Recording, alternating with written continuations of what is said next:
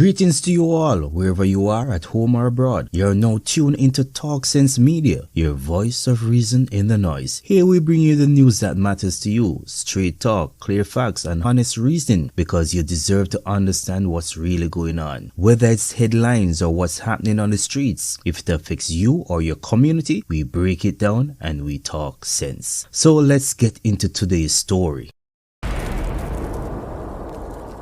So, have you ever wondered why workplace romance is so often frowned upon by companies? Well, we'll be looking at a case involving an NCB executive who has been charged with rape and sexual assault. But before we do so, this incident should serve as a reminder of why both men and women, especially men in high-profile positions, why they need to be extra careful, because things and times have changed, and in today's world, one wrong move or one accusation can destroy years of hard work and reputation. Now, the reality is that when attraction, romance, power, and betrayal collide inside the same office, the fallout can be devastating. Things can quickly get messy. And this is part of the reason why companies fire workers who engage in office romance, because it creates too much distraction and too much chaos. But before we get into the recent case at the National Commercial Bank, let's reason about something bigger, which is the deep mistrust that has been grown between men and women. It's uncomfortable to say, but the truth is, some of that mistrust comes from a pattern that we have been seeing in recent times. We have been seeing where some women, some, not all, but a few, who have made allegations not out of fear or trauma, but out of anger, hurt, or even revenge. Feeling rejected, cheated on, or bitter after a breakup, some use accusations as a weapon. Because women know that the system will take their claims seriously, and that alone can make them feel a sense of justice or satisfaction. It's a kind of thought that comes to women where it can't just get away without being punished somehow, you know? And yes, the truth is that there have been high-profile cases where only video evidence saved innocent men from conviction. And that shows just how dangerous things have become, where consensual relationships are sometimes weaponized when expectations aren't met or emotions boil over because people feel betrayed.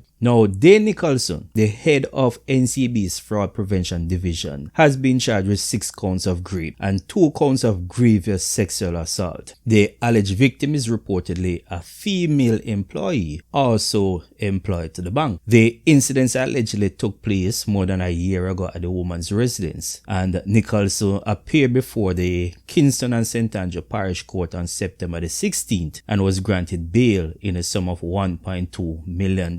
He is also expected to return to court on November the 29th. So the bank has acknowledged that it's aware of the situation and stated that it will handle the matter under its internal policies and procedures, but declined further comment because it's a legal matter before the courts. So we have to ask some fair and logical questions here, not in an attempt to judge anyone, but the questions need to be asked. Why was the executive at her apartment in the first place? Did all the alleged assaults happen during the same time period? And why after more than a year is the complaint being filed now? Now, legally, the statutory period allows her to do so. And to be fair, fear might have played a role. Fear of losing her job, fear of being targeted, or fear of not being believed. So, we have to be careful about the assumptions or the accusations that we make. But what we can say is that cases like this reveal how trust has broken down between the sexes and how easily emotions can lead to legal and professional disaster.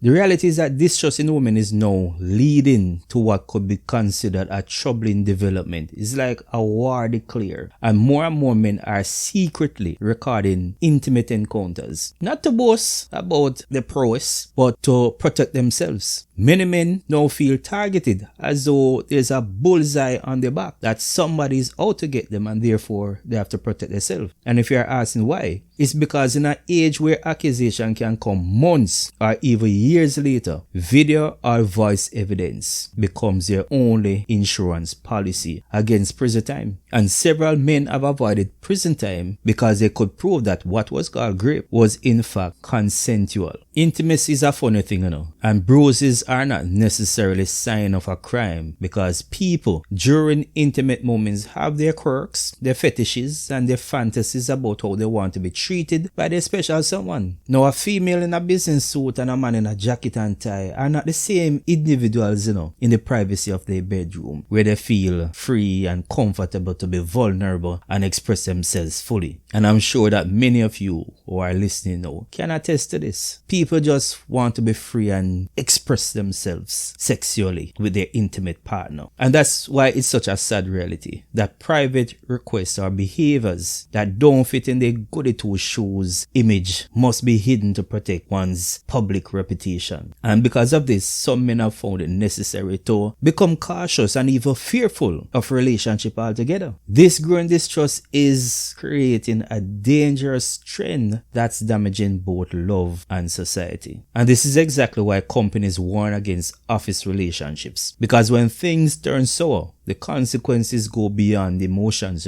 It taints the brand, damages images, and creates chaos in the workplace. Careers get ended, people get suspended, some are fired, and even when they are reinstated, the stigma still remains. Many eventually resign not because they are guilty, but because of the environment becomes unbearable. So when HR says avoid workplace romance, it's not just moral talk that they leave people business alone. It's for the protection of everyone. And so the NCB case is more than just another headline. It's a mirror reflecting where our society is heading. It challenges us to think about power, consent, accountability, and trust. And for men, it's a reminder to move wisely, respect boundaries, and protect your integrity. For women, it's also a call to remember that false accusation hurt real victims and weaken the fight for genuine justice, especially when it's driven by malice. And for all of us, we just have to let the truth and fairness be revealed, because really and truly, the victim could indeed have been violated. The truth, though, is that when something as beautiful and as natural as intimacy becomes a weapon, everyone gets hurt. And when trust dies, everybody loses. So the question is, should we become concerned about where relationships are heading?